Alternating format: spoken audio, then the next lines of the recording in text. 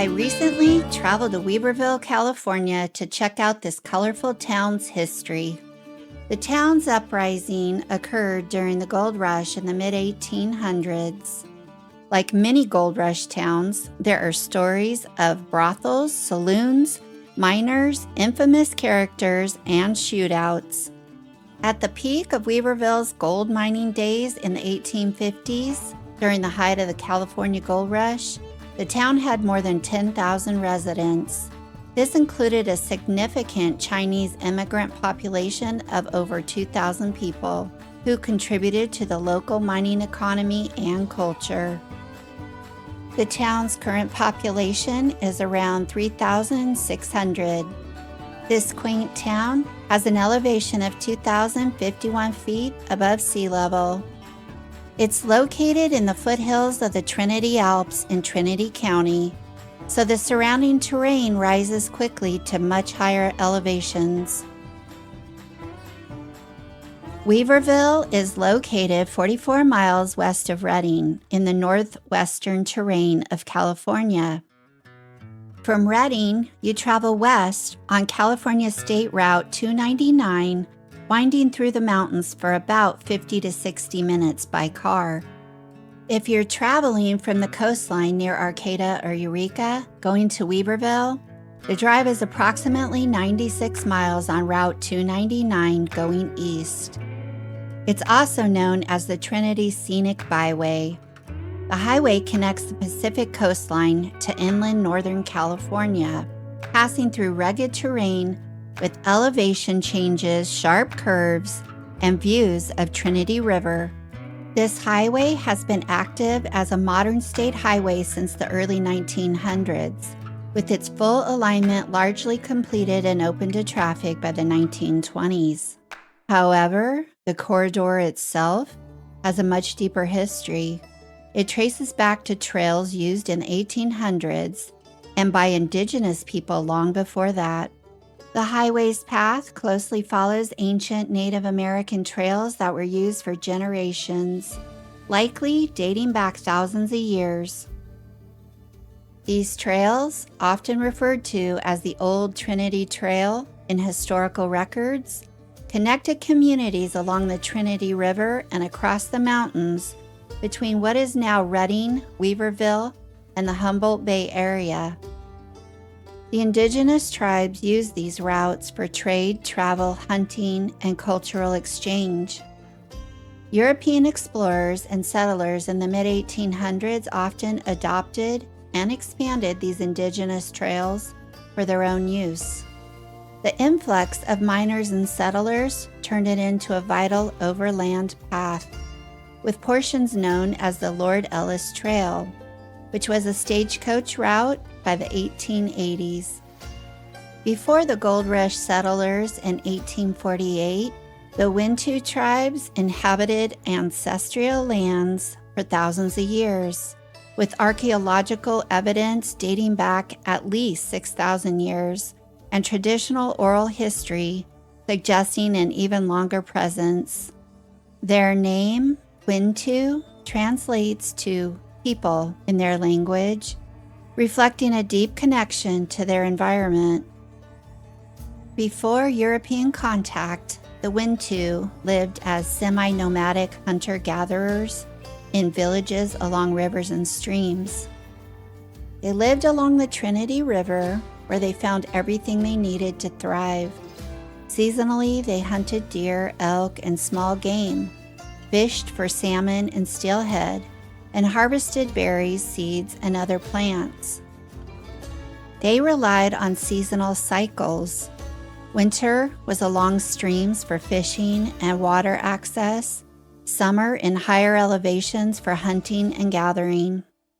They were renowned for their basket weaving, which was a central part of their culture and their daily life.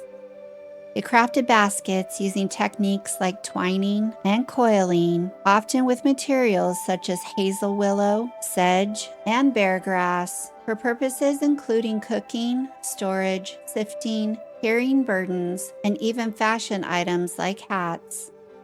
They traded with various native groups living in coastal and valley areas of California. Now we're moving forward to the trappers, the miners, and the gold rush years.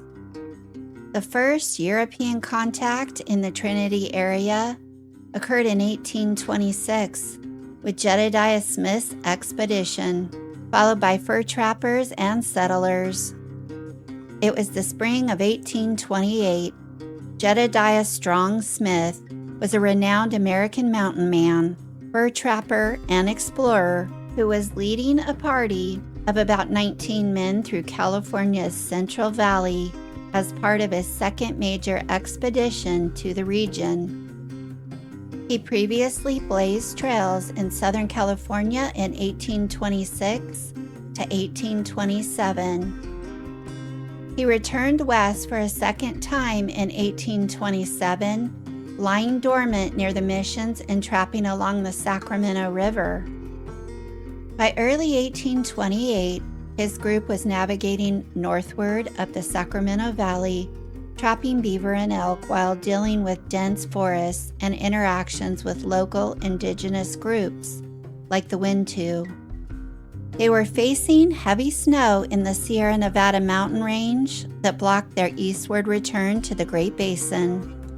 So Smith opted instead for a risky northern route towards the Columbia River and the Hudson's Bay Company territory in Oregon.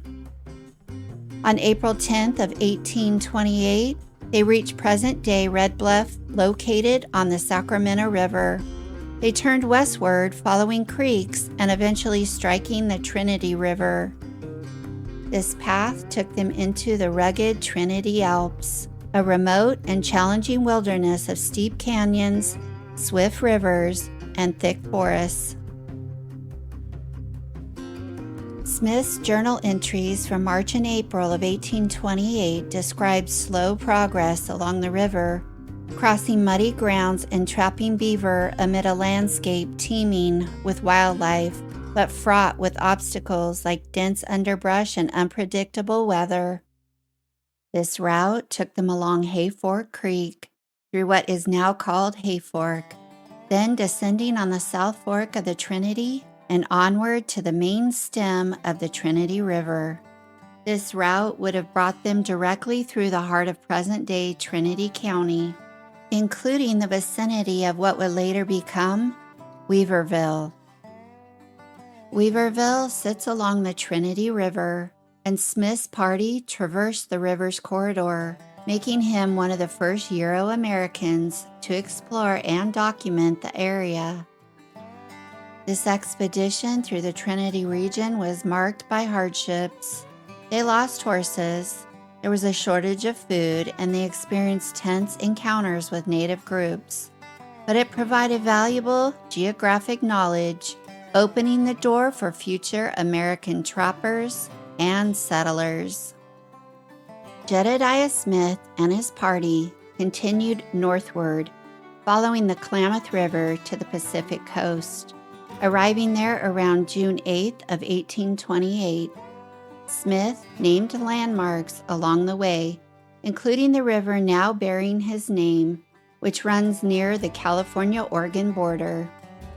But tragically, shortly after entering Oregon on July 14, 1828, near the Umpqua River, Smith's camp was attacked by indigenous tribes in retaliation for earlier mistreatment by one of his men.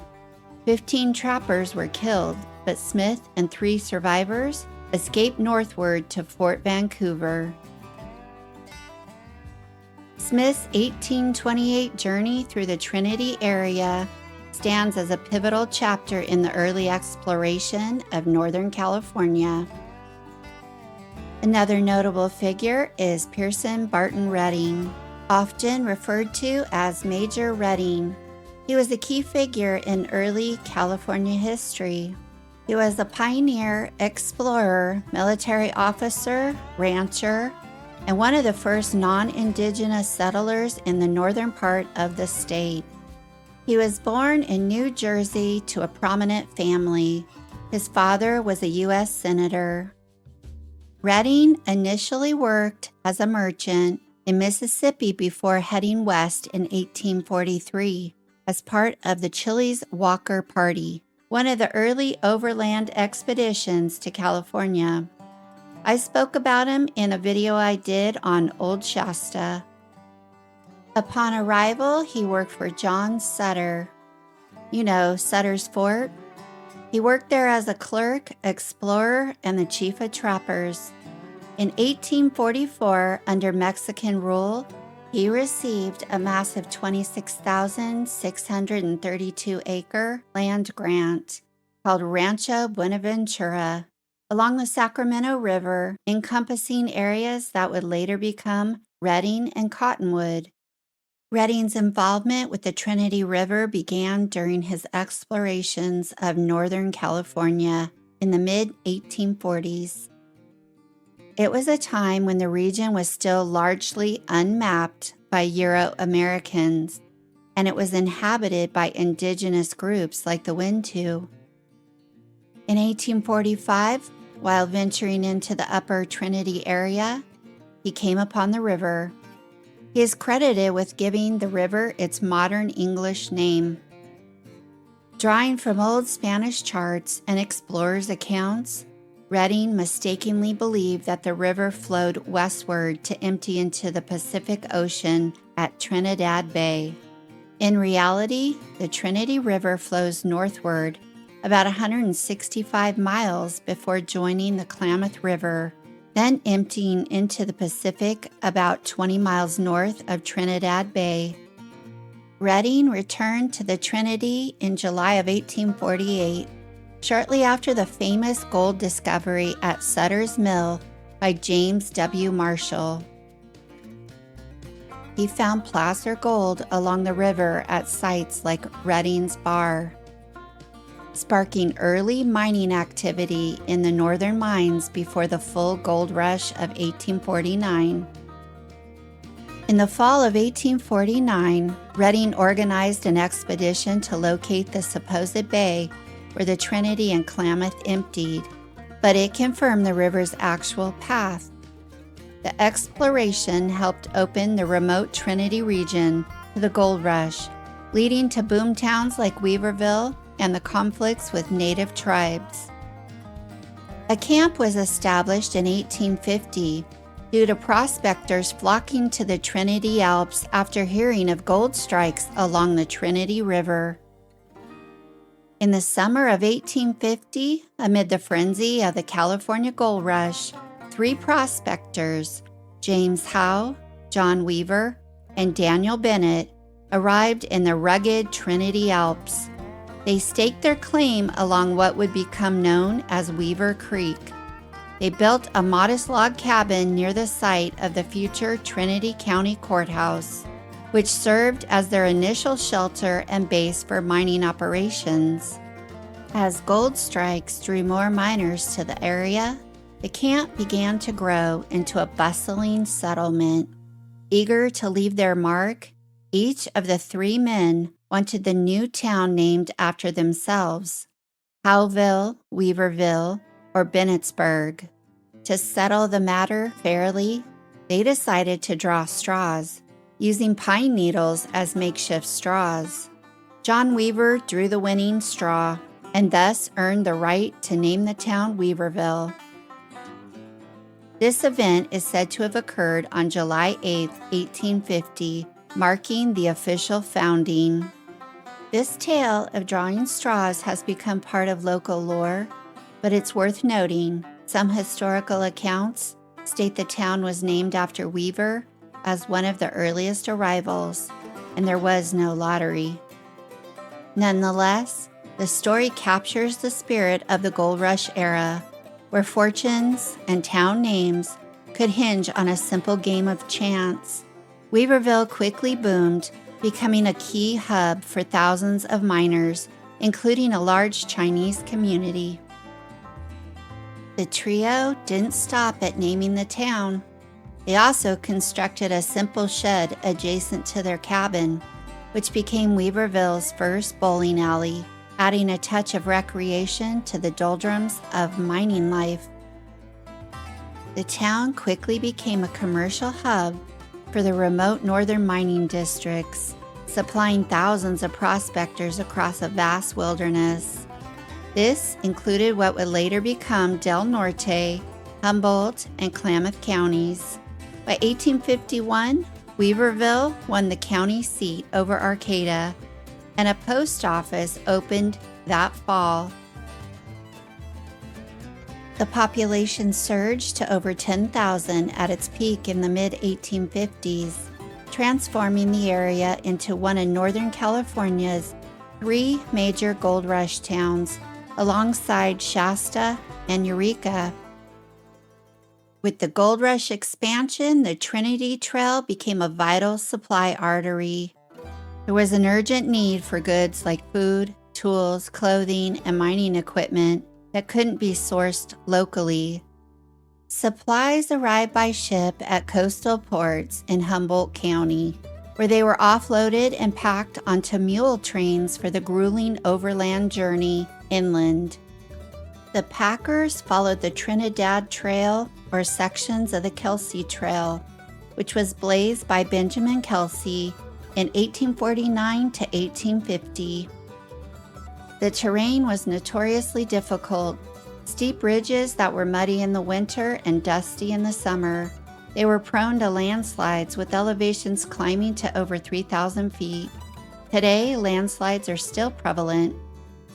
Miners widened the path to accommodate pack trains, which typically consisted of 30 to 40 mules, each carrying up to 300 pounds of cargo. By 1852, over 16,000 mules were operating in the region, valued at more than $800,000, highlighting the scale of this logistics network. Weaverville became a central hub as the trail's midpoint, serving as a distribution point for goods to nearby diggings. The professional packers, known as muleteers, made weekly runs. From Weaverville to Redding, the trail continued along the Trinity River, through areas like Big Bar, Junction City, and Lewiston, then over lower foothills to Shasta, and finally to Redding on the Sacramento River. The mule trains traveling from Redding back to the coast would carry gold dust and nuggets for shipment.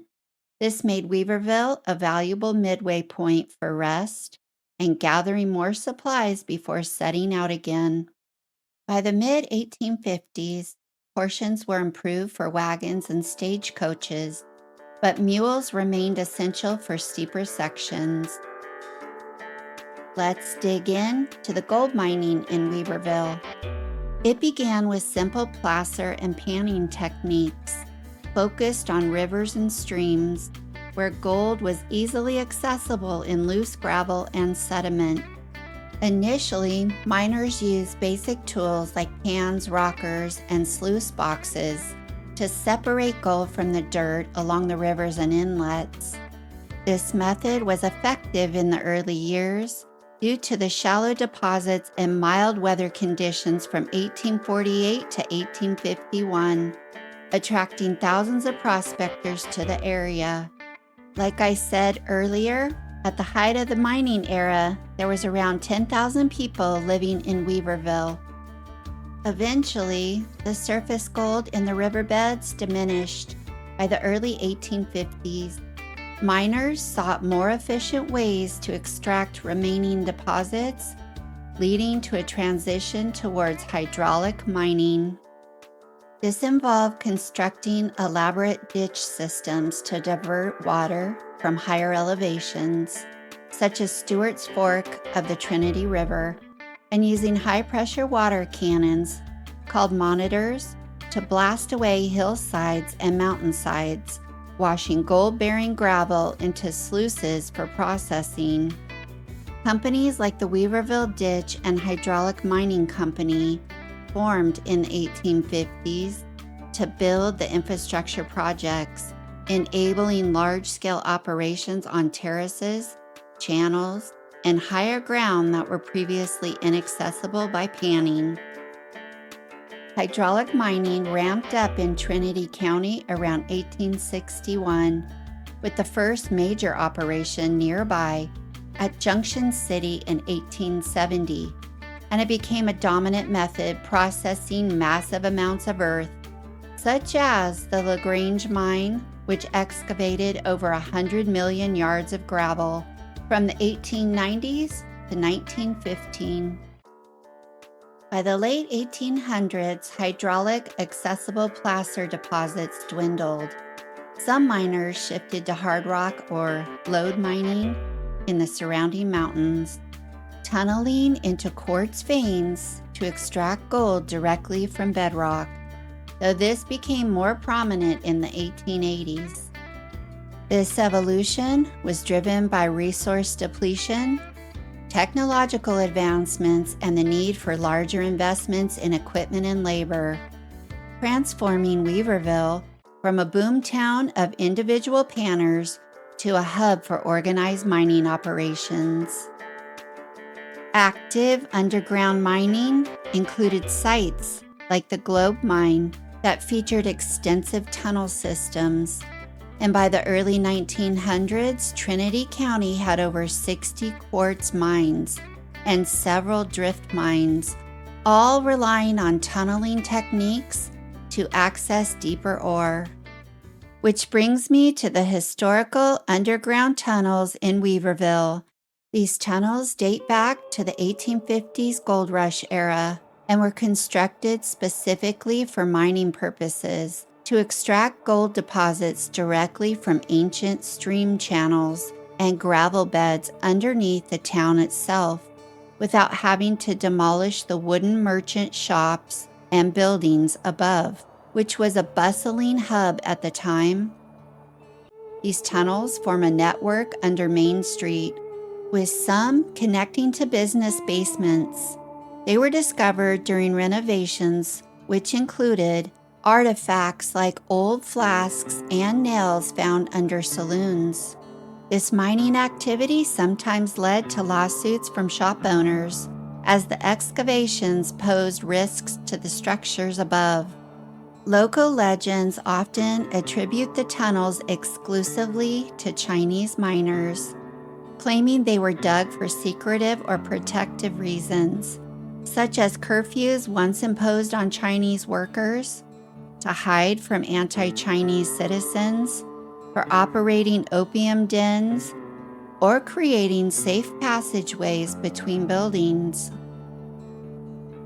However, research from sources like the Trinity County Historical Society states that these stories are largely myths, and the tunnel's true origin and primary use were tied to straightforward gold mining efforts. Today, the Weaverville tunnels are not open to the public due to collapses, safety hazards, and private property restrictions, though some locals have reported exploring remnants over the years. Now, boom towns like Weaverville, they spring up rapidly as mining hubs, attracting thousands of fortune seekers, mostly men from across the U.S. and abroad. There were Americans, Mexicans, Chinese, and Europeans, all chasing the dream of striking it rich in the cold rushing waters of Weaverville Creek. In the early years, they were chaotic, resource-driven settlements built around gold extraction. Weaverville was a supply center for nearby mining districts. The town was lawless in those early days. Initially, no formal government, leading to rampant robberies, gambling, alcoholism, violence, and, well, prostitution. By 1854, Weaverville boasted 22 stores, 2 banks, 2 drugstores, 6 hotels, 4 restaurants, 6 saloons, 3 bakeries, 4 markets, and 3 blacksmiths, among other enterprises. The men in these boomtowns spent their days engaged in grueling physical labor, centered on mining and town development. The primary focus was extracting gold from placer deposits or quartz veins in the hills. A typical day started at dawn. Miners would hike to their claims, dig trenches, build sluice boxes or rockers to separate gold from sediment, and pan for flakes of gold using tools like picks, shovels, and pans. This was backbreaking work, often in cold water or under harsh sun, with risks like cave-ins and floods. Most barely pulled out enough gold dust to buy beans and bacon. There were claim disputes leading to violence, and typhoid fever was a constant threat. And beyond mining, men contributed to building the town by constructing makeshift wooden structures. They built cabins, stores, saloons, and boarding houses using local timber. Some worked as merchants, blacksmiths, or teamsters hauling supplies. Other tasks to survive the daily grind included chopping wood for fuel, fetching water, cooking basic meals, and maintaining equipment. Crime and vigilante justice were common, so men participated in informal courts and patrols. The days ended at dusk. Exhausted with little time for rest, many failed to strike it rich and lived on minimal earnings. Yet they kept at it day after brutal day, because quitting meant failure, and failure meant going home broke. When the whistle finally blew or the tools were set down, those same men were bone tired, filthy, and starving for any kind of release. They wanted to cut loose, to laugh, and to feel alive again. But here's the raw truth of life in a mining camp like Weaverville: there just weren't enough good women. The ratio was something like 10 men to 1 respectable lady, and most of those ladies were married, church-going, or simply trying to survive themselves. Brothels often intertwined with saloons, offering entertainment to miners. The town had a red light district, so the miners turned to what the boomtown offered in abundance: the painted ladies of the night. They worked the upstairs rooms above the saloons on Main Street.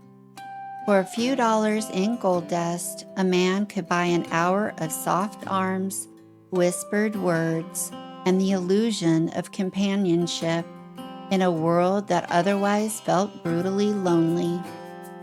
When the ladies weren't enough, the whiskey and the gambling tables took over.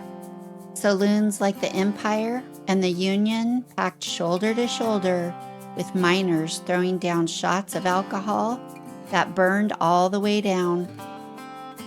They laid down their hard earnings on poker games that could wipe a man out in a single hand.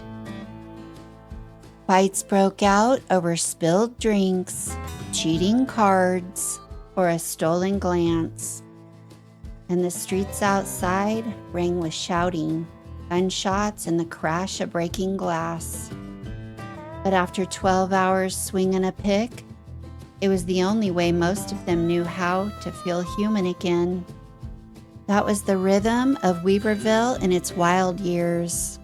It wasn't glamorous, but it was real, and it's exactly what made this place the beating heart of the Trinity gold country. The ladies of the night came to Weaverville for the same reasons fortune hunters did. They were chasing the money. In the early years, Weaverville's most famous spot for the ladies was the Spanish Corral. It was a dance hall and brothel that ran for over a decade right near Main Street. Many of the women were Mexican, Chilean, or Peruvian. These Latin American women were among the first to hit the remote mining camps.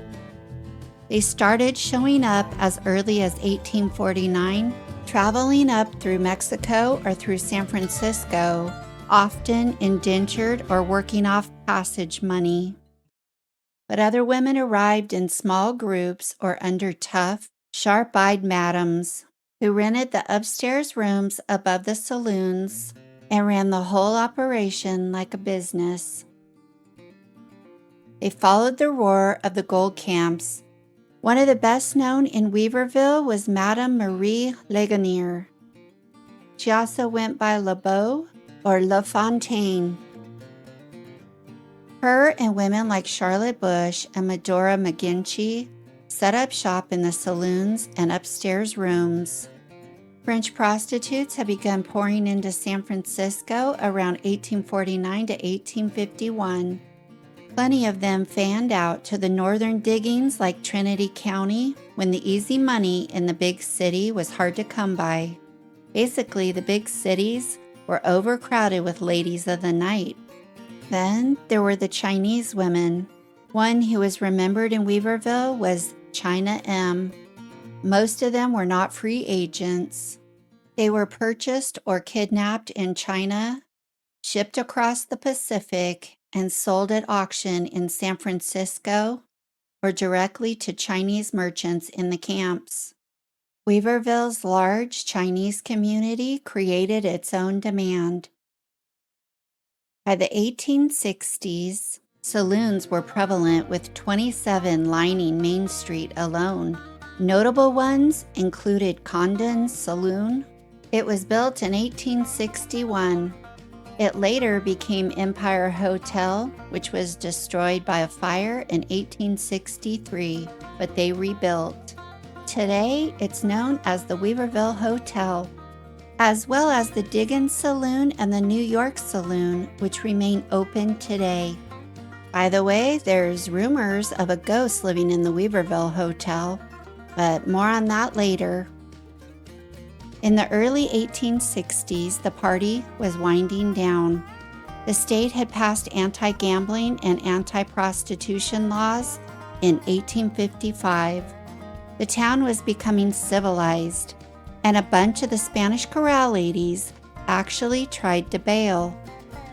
Here's what the historical plaque says. On this lot stood the Spanish Corral, a dance hall house of ill repute for over a decade during the gold rush. 2 legislative acts of 1855 banned gambling and prostitution.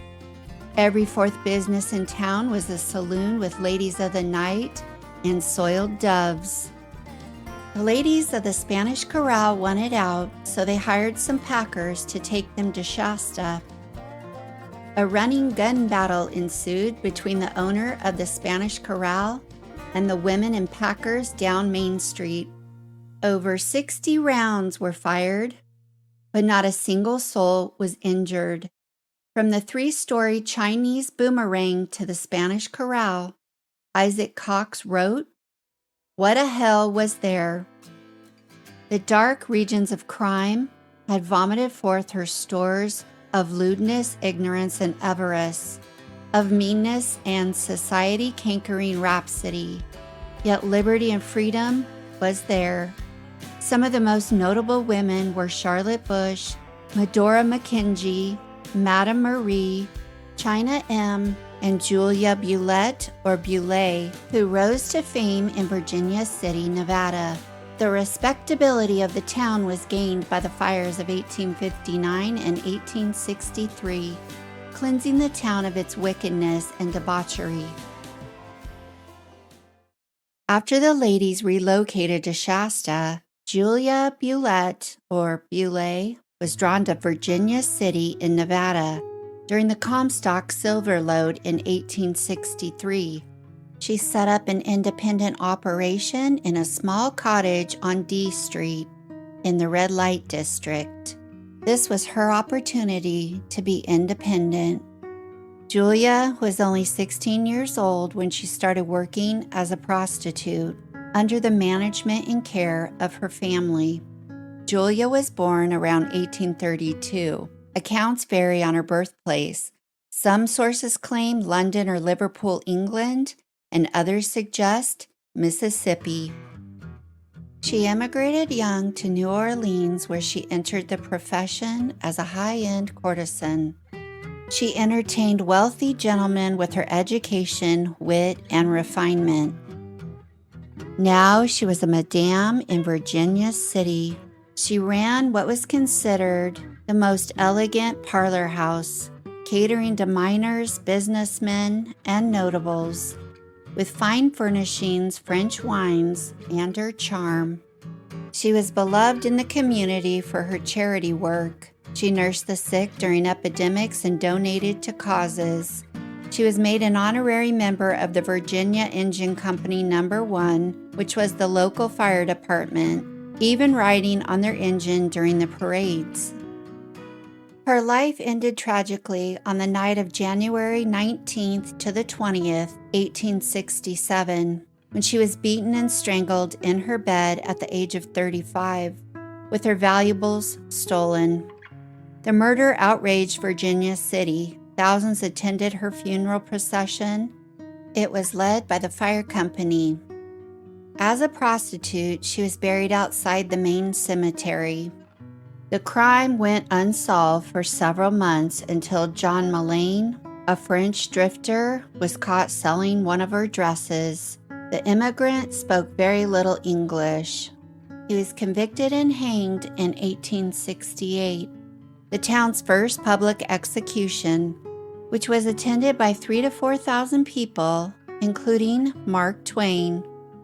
He wrote about the execution in a letter from Virginia City, published in the Chicago Republican May 31st, 1868. Julia's story grew into folklore, inspiring books, a saloon named after her, and a statue unveiled in Virginia City in 2022. Let's go back to Weaverville. The county courthouse is a historical building located at 11 Court Street. It serves as the seat of justice for Trinity County since 1865. It's one of the oldest courthouses in continuous use in the state, featuring a brick facade, balcony, and a tin roof. Henry Hawker was the first owner and builder of the structure. He was a merchant during the mid-19th century gold rush. He established a mercantile business in Weaverville around 1855 and constructed this brick building in 1856 to 1857, not as a courthouse, but as a multi-purpose commercial building, including a hotel, a store, office space, and a saloon. Yep, you heard that right, another saloon. The county's first courthouse was a wooden 3-story building completed in 1853 at the head of Court Street near Church Street. The county used the lower floors for court and offices, while the Trinity Masonic Lodge purchased the 3rd floor for $500 and used it as a meeting hall. In 1860, a grand jury report famously condemned the old courthouse for a severe bedbug infestation. The bugs had invaded the offices of the sheriff and the clerk. They defiled the records, and in several instances, they had even attacked a judge on the bench. This prompted the Board of Supervisors to start planning a move, but the building stayed in daily use for another 5 years. There's also reports of fires to the first courthouse, which also led to finding a new building. So the county purchased this building for $9,000 in 1865, and it was remodeled in 1935 to accommodate the routing of Highway 299. And like I said earlier, the courthouse sits where the first cabin in Weaverville was built in July of 1850. Across the street and to the north sits the Paulson Marshall home.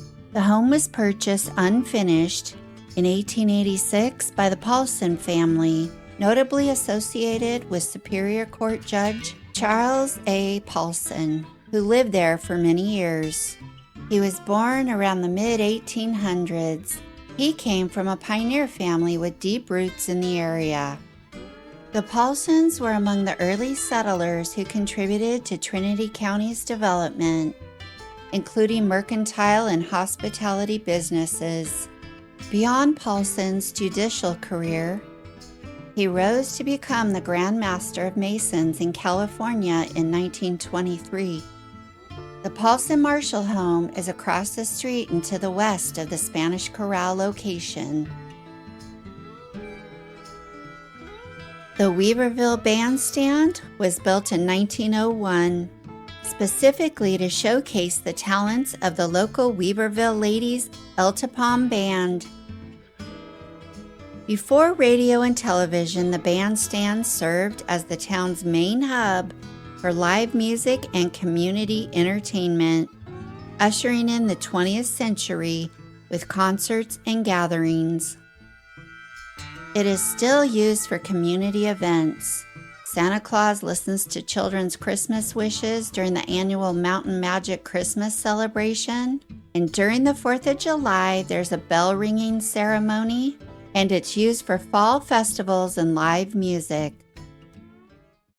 The owners of the Weaverville Hotel acknowledge on their website that they probably have a ghost or two. Back in 1893, when the Weaverville Hotel was the Empire Hotel, a young lady named Mary died there. She was only 15 years old. According to the hotel's own history page, she was the granddaughter of Irish-American owners John and Margaret Bergen.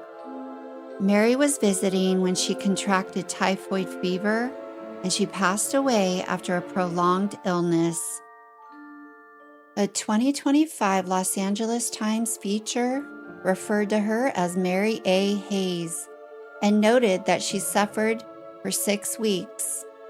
Her 17-year-old friend Alice, who worked at the hotel, died of the same illness a week later.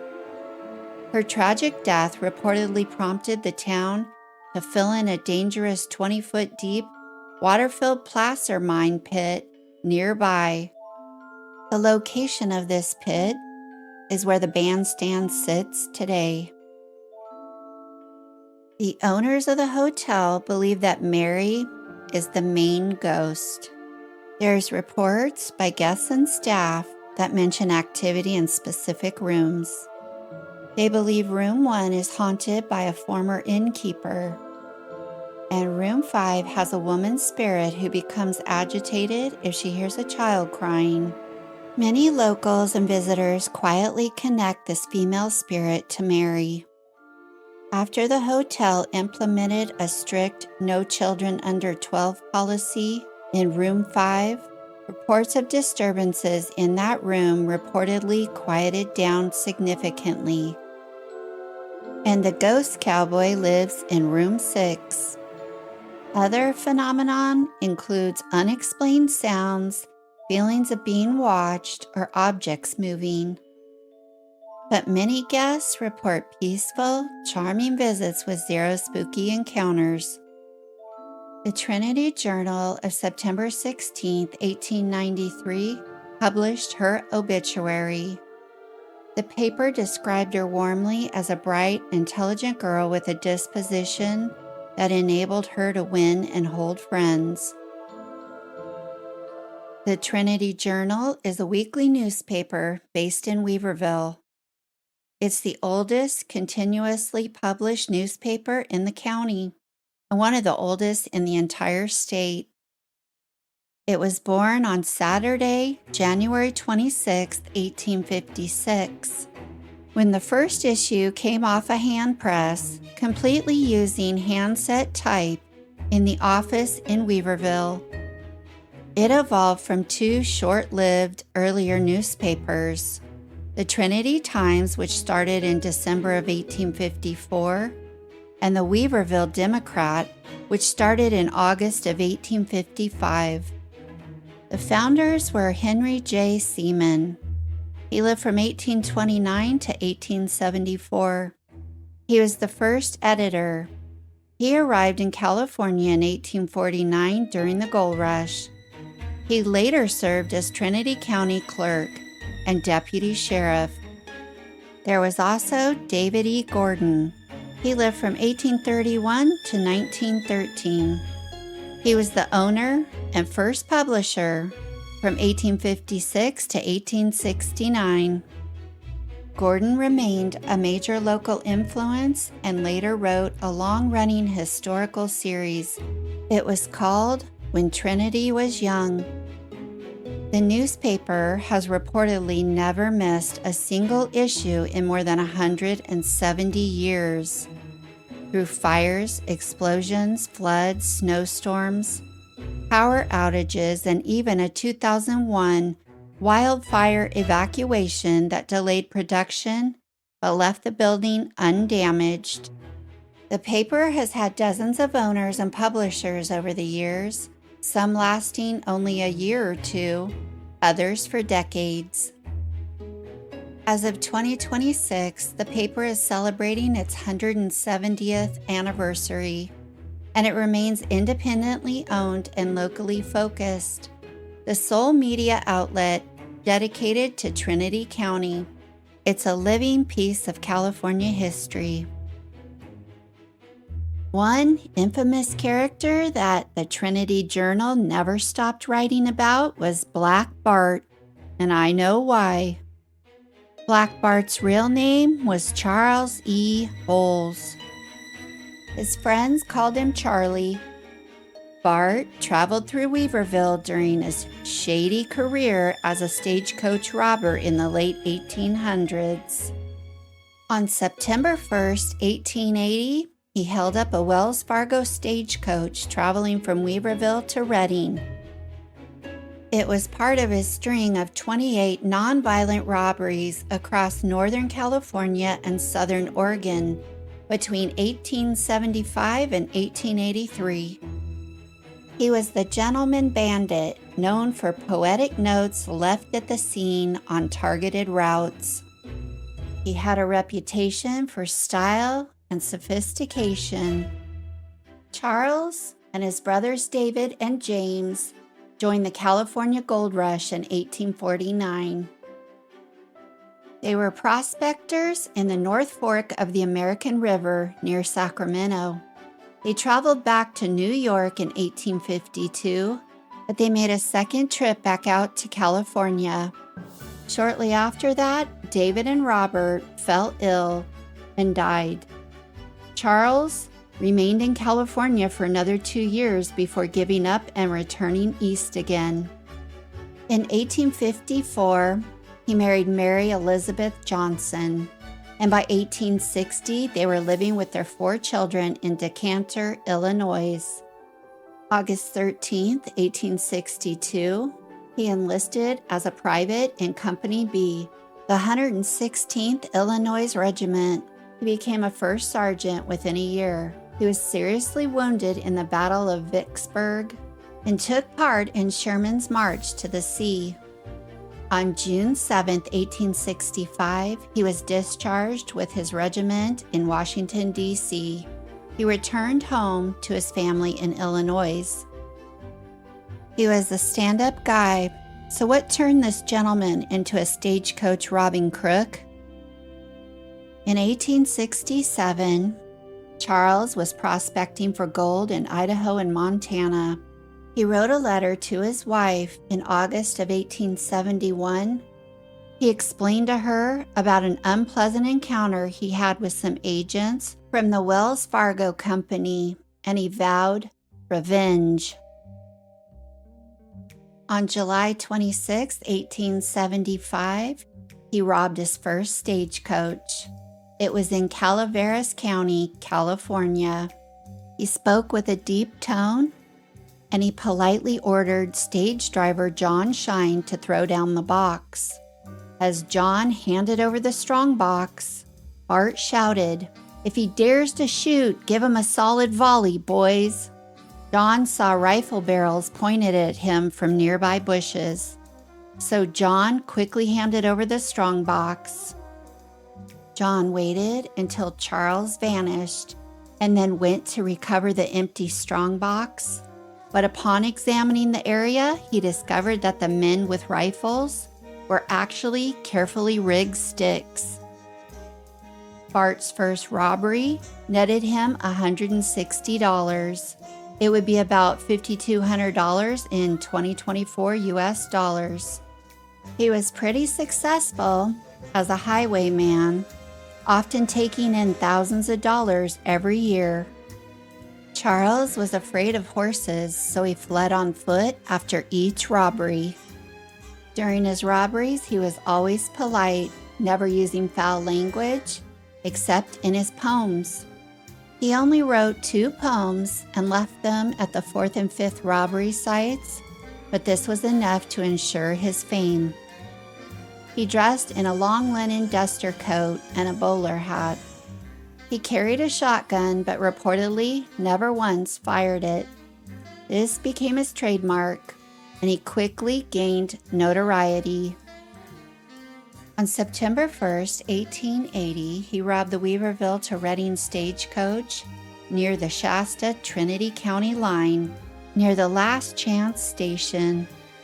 He stopped the coach, driven by Charles Kramer, or Creamer, and demanded the Wells Fargo's express box and the mail sacks. Then he cracked open the iron pony safe chained under the seat. It was around $113 in coins and valuables. Local Trinity County historical timelines explicitly call this the first stage robbery in Trinity County. And of course, the Trinity Journal reported on it. He robbed routes in Shasta County several times, involving Reading, Eureka, Alturas, and Whiskeytown. October 25, 1879, Roseburg, Oregon to Reading. October 27, 1879, Alturas to Reading. October 8, 1881, Eureka to Reading, and others on the road near French Gulch, Tower House, and Bass Hill. The Jake Jackson Museum in Weaverville still displays the actual pony safe he broke open. Bart committed his last stagecoach robbery on November 3, 1883. There's so much more to his story, but he was arrested November 12th of 1883.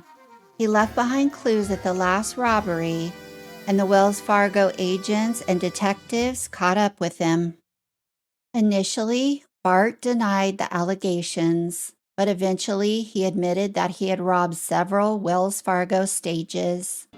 But he only confessed to the crimes that were committed before 1879. Apparently, he believed that the statute of limitations had expired on those robberies. Wells Fargo pressed charges on the final robbery. Charlie was convicted in 1884 and sentenced to 6 years in San Quentin prison, but he was released early in January of 1888 on good behavior. His health had deteriorated during his time in prison. He had visibly aged. His eyesight was failing, and apparently he went deaf in one ear. Upon his release, he was swarmed by reporters and asked if he had plans to rob any more stagecoaches. "No, gentlemen," he replied, smiling. "I'm through with crime." He was asked if he would write more poems, and he laughed and he said, "Did you not hear me? I said that I was through with crime." After his release from prison, Charles Bowles never returned to his wife, but he wrote her letters. In one letter, he wrote that he was tired of being shadowed by Wells Fargo, that he felt demoralized and wanted to get away from everybody. The last known sighting of Charles was on February 28, 1888. Detective Hume said Wells Fargo tracked him to Visalia, California. The owner of a Visalia house hotel said a man who answered the description of Charles Bowles had checked in and then was never seen again. The police report stated that Charles Bowles was a person of great endurance, exhibited genuine wit under most trying circumstances, and was extremely proper and polite in behavior. On a side note, in 1892, John and Charles Ruggles, the Ruggles brothers, robbed the Weaverville stage twice in May, yielding underwhelming hauls but leading to a bloody pursuit. They were lynched by a mob after capture, exemplifying vigilante justice. I'm telling you, for a small town, there was a lot of action going on in Weaverville. One of our founding fathers, Alexander Hamilton, and his wife, Elizabeth Hamilton, had a son named William Stephen Hamilton. He was born August 4th, 1797. He was their sixth child, the fifth son, and he had a notable frontier life as a minor politician and militia officer in the Midwest before heading to California during the gold rush. William grew up in New York and briefly attended the U.S. Military Academy at West Point. He resigned in 1817. He moved to Illinois, served in the state assembly, surveyed land, helped with canal projects, and became deeply involved in mining in the upper Midwest, establishing Hamilton's Diggings. He also commanded militia units in conflicts like the Winnebago War and the Black Hawk War. He never married, and he had a rugged frontier persona. In 1849, lured by the gold, he traveled to California with mining equipment. After some mining, he shifted to trading and opened a Weaverville store. He established the first store in the Weaverville Basin. This was a practical pivot. Supplying goods, tools, and provisions to other miners was often more reliable and profitable than digging for gold itself, especially in a remote mountain area like Weaverville. His time in Weaverville was short. While on a business trip to Sacramento, likely to restock goods or handle trade, he fell ill during a widespread cholera, dysentery epidemic, and he died in early October of 1850. Some accounts state August 7th of 1850. He was around 53 years old. There's a historical marker on Mill Street in Weaverville commemorating his store. One of Weaverville's most enduring establishments is the New York Hotel.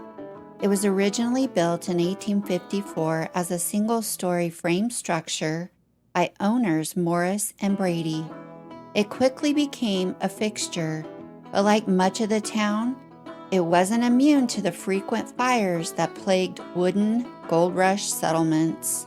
In 1859 and again in 1863, a blaze destroyed it, leading to a rebuild as a sturdier two-story brick building.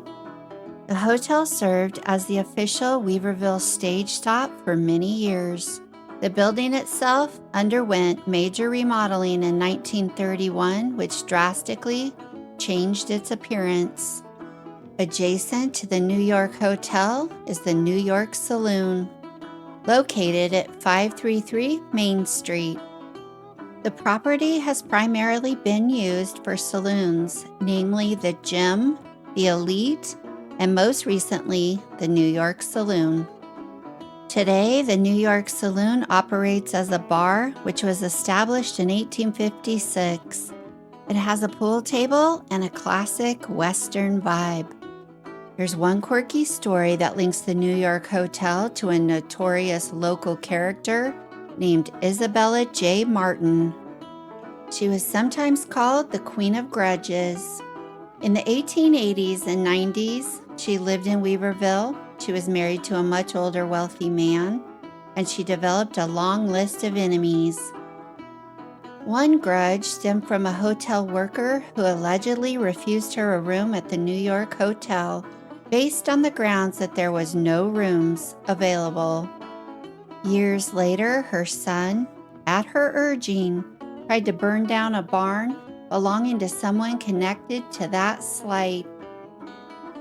Isabella was known for escalating petty grievances into elaborate schemes, including an attempt to poison Weaverville's water supply. She eventually served time and became a colorful, if not troubled, figure in local lore. The Weaverville Drugstore, also known historically as the Davidson and Harris Drugstore, it is widely reputed to be one of the oldest continuously operating drugstores in California, with roots dating back to the 1850s.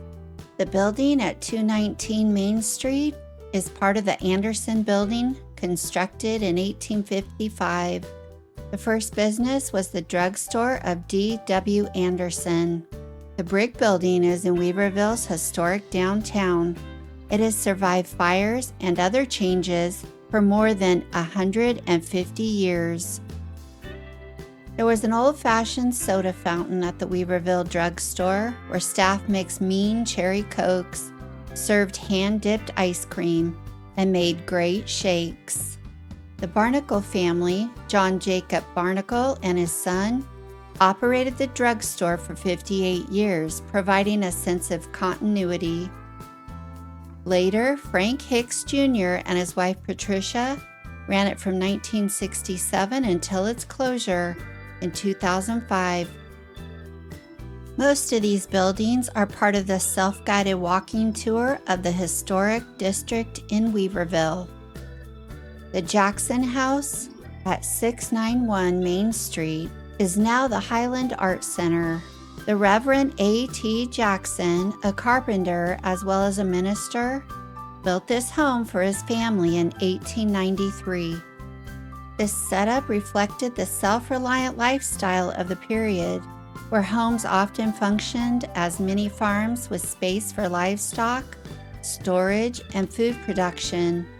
The property includes various outbuildings, a woodshed, a barn, pigeon loft, chicken house, and an orchard. It's a Victorian-style home that has been well preserved and later remodeled. In 1902, Helena Josephine Meckel purchased it and made extensive renovations. It changed hands again around 1934, but it retained its historic character. Reverend Jackson is best remembered locally for building several homes in the town's historic district. Right next door and to the west of this charming home is the Trinity Congregational Church. It was built in 1891, and it's almost a replica of the 1881 church, which burned in 1890. Salvage materials from the previously burned church, including doors, windows, and some furniture, were incorporated into the new structure. It is one of the earliest organized Protestant congregations in the area. To this day, the congregation is described as warm, welcoming, lively, and engaged, with an active membership that includes longtime locals and visitors. It hosts regular services, community events, and has recently welcomed a new pastor, Reverend Steve Kendall, in 2024, who had assisted the church previously.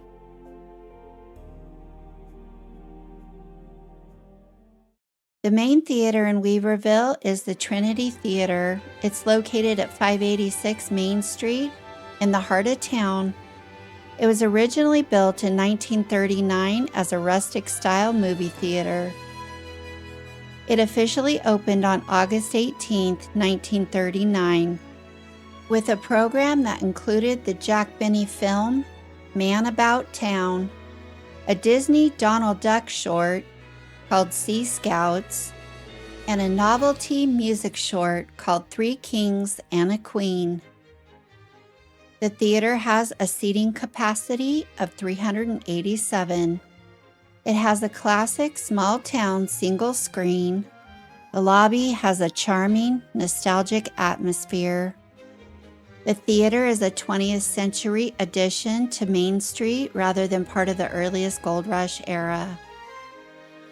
The theater sits right in or immediately adjacent to the historic area that was once Weaverville's Chinatown. Chinatown occupied a 2-block area centered along the west side of Main Street, with the district generally described as extending between the Trinity Theater, which is 586 Main Street, and the Joss House, which is 630 Main Street. The Chinese school was part of this same tight cluster of community buildings, alongside stores, bakeries, restaurants, and other businesses, right in the heart of historic Chinatown. The Chinese laborers who arrived in Weaverville were deeply intertwined with the California Gold Rush. As I mentioned earlier, the gold rush drew immigrants from around the world seeking fortune in the Golden Mountains of California. The early arrivals, mostly from southern China, faced immense hardships, but they played a pivotal role in Weaverville's development. Chinese immigration to California began modestly in 1848 to 1849 with the first documented miners. It was a group of about 60 contracted workers. By 1851, there were only around 2,700 Chinese folks in the state, but the population exploded in 1852 when over 20,000 arrived, accounting for nearly 30% of all immigrants that year. Many were driven by economic turmoil in China, including the Opium Wars, famines, and overpopulation, and they often came on credit ticket systems where merchants advanced travel costs in exchange for future labor repayments. They sailed across the Pacific in cramped ships, landing in San Francisco before heading inland to mining districts like the Trinity Alps. Chinese laborers began arriving in significant numbers by the early 1850s to Weaverville.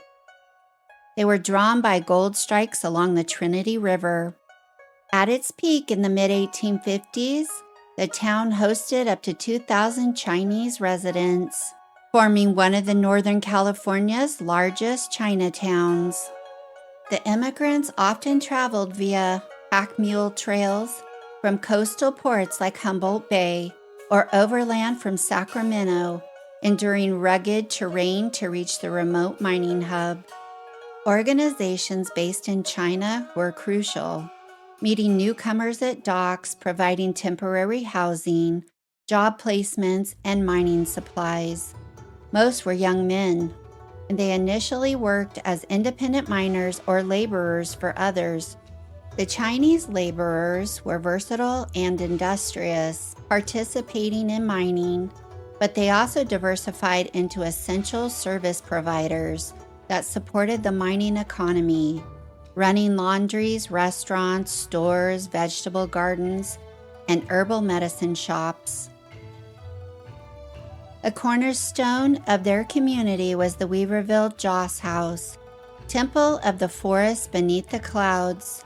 Originally built in 1852 to 1854, but it was rebuilt in 1874 after fires. The Joss House itself served as a community hub. It was a place of worship, social gatherings, a community hall, and cultural preservation. It was even used as lodging for travelers.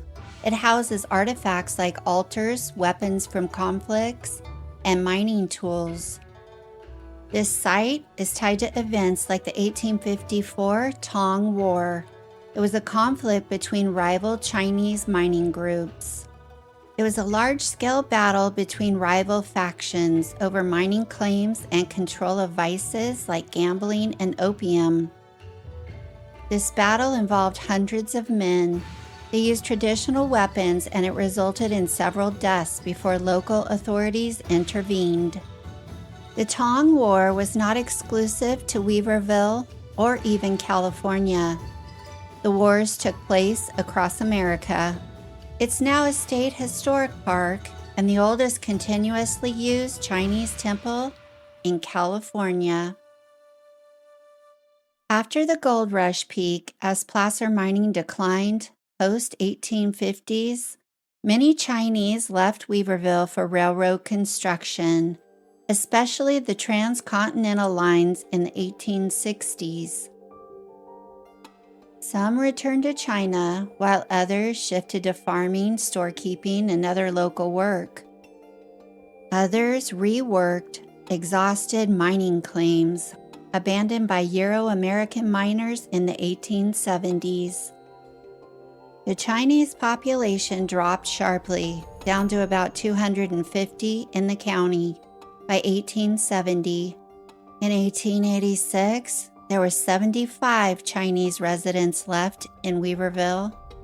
Large portions of Chinatown burned in fires. There was one major fire around 1905, and by 1931, only 16 Chinese residents remained in Weaverville. One man who stayed on was Sam Lee. His given name was Lim Soo Kin. He arrived in Trinity County in the 1880s, well after the height of the California gold rush. He was seeking opportunities in mining like many Chinese immigrants drawn to the Golden Mountain. Mining proved challenging, and by 1892, he had accumulated debt from his efforts. To recover financially, he opened a store in Weaverville called Sam Lee, which roughly means threefold prosperity in Cantonese. So locals began referring to him as Sam Lee. He adopted the name as his own. This marked his shift from mining to entrepreneurship. In 1897, he married a young woman from the Fong family in San Francisco. Together, they raised 7 children before Mrs. Lee's death in 1913, and the family remained rooted in Weaverville. Around 1902, the Lee family began renting the 32-acre Lorenz Ranch near Weaverville. They grew vegetables, which they sold door to door to local residents. The ranch included a house and a barn, and some original fruit trees from the era still exist today. In 1920, Sam Lee bought the Wing Chong Mercantile on Main Street, turning their produce sales into a full grocery operation that served the town's needs. He also acquired the water rights, including the Sydney Gulch and Blue Gulch ditches, in 1918 for $2,000, which were later transferred to his son. In 1917 to 1918, the Lee family built the Lee Ranch House on land purchased adjacent to the Lorenz Ranch from Mrs. J. Putnam. The family lived in the original ranch house until it was built. This building, now restored, serves as the Lee Ranch House Folk Arts Visitor Center, operated by the Trinity County Arts Council for galleries, events, and community use. Sam Lee's son, Moon Lim Lee, became a prominent local figure. He operated a grocery store in town, served on the Chamber of Commerce, was appointed to the State Highway Commission, and played a key role in preserving the Weaverville Joss House. Part of their former ranch land is now Lee Fong Park, a small community space in Weaverville. The Chinese population were not the only people affected by the decline in gold mining. Weaverville shipped about 1.5 million in gold annually. Lode mining expanded in the 1880s, followed by dredging after 1900. But the decline of the gold rush in Weaverville followed the broader California pattern. The easily accessible placer gold played out by the late 1850s to 1860s, shifting operations to more capital-intensive methods. Hydraulic mining faced environmental pushbacks and legal limits, notably the 1884 Sawyer decision restricting debris flows that harmed farmland downstream, leading to a hiatus. Dredging and other efforts revived some activity in the early 20th century, but World War I brought high costs and labor shortages. The residents of Weaverville pivoted to a more stable community centered on farming, ranching, and lumber. These industries actually began as auxiliaries to mining in the 1850s. As mining declined, agriculture and logging became dominant through the 1920s. Ranching and farming supplied local needs and markets, Lumber, initially limited to local mine use, expanded with better roads and trucks. By the 1950s, it was a major economic force in Trinity County, with the sawmill operating into later decades. Their economy has shifted further towards tourism, outdoor recreations, and government services, repositioning the town as a gateway rather than a mining or timber hub. The evolution turned a rough, fire-prone mining camp into a charming mountain town whose economy adapted to natural resources and heritage rather than relying on depleting gold. But don't be fooled, there's still gold in those streams and those mountains, and they teach gold panning to their youth. Weaverville carries the weight of its gold rush origins in the quiet corners of the land, especially in its historic cemeteries. These grounds serve as silent witnesses to the town's founding in the early 1850s amid the frantic search for gold. The oldest cemetery sits next to St. Patrick's Catholic Church on a small hill once known as Graveyard Hill. Graves here date back to the 1850s and 60s, with markers scarred by grass fires over the decades. Early pioneers, including Catholic settlers drawn to the mining boom, found their final rest on these slopes. Some remains were later relocated due to mining activity or town development, but the site retains its historical feel, tied closely to the old church building. The main Weaverville Cemetery stands as the largest and most prominent. It functions as 3 cemeteries in one, a public section open to all, plus dedicated plots for the Masons and Oddfellows. The oldest known marked grave belongs to D.B. Logan in the Masonic section, with burials beginning in the early 1850s. Some of the very first wooden crosses from the boom years have long since vanished, leaving weathered stones and open grassy areas with views toward the mountains. Chinese immigrants maintain their own burial grounds, including the C. Yup Company Cemetery, with its distinctive Oriental-style entrance gate. Many plan to have their remains unearthed after a period and shipped back to China according to custom, but not all followed the path. Today, these cemeteries feel timeless.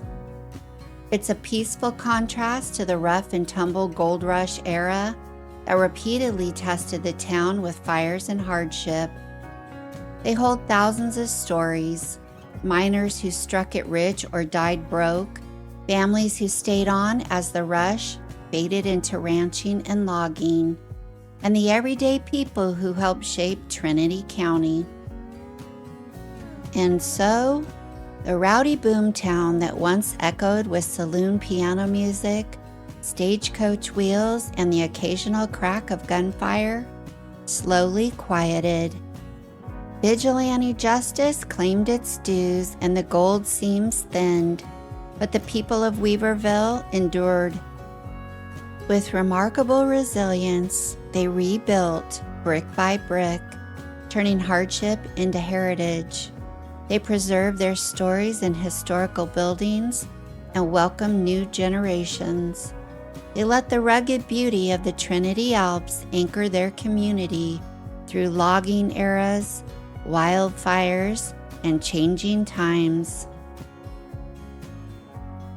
Today, Weaverville stands as a charming slice of living history. I didn't get to all the stories I wanted to. There's so many more.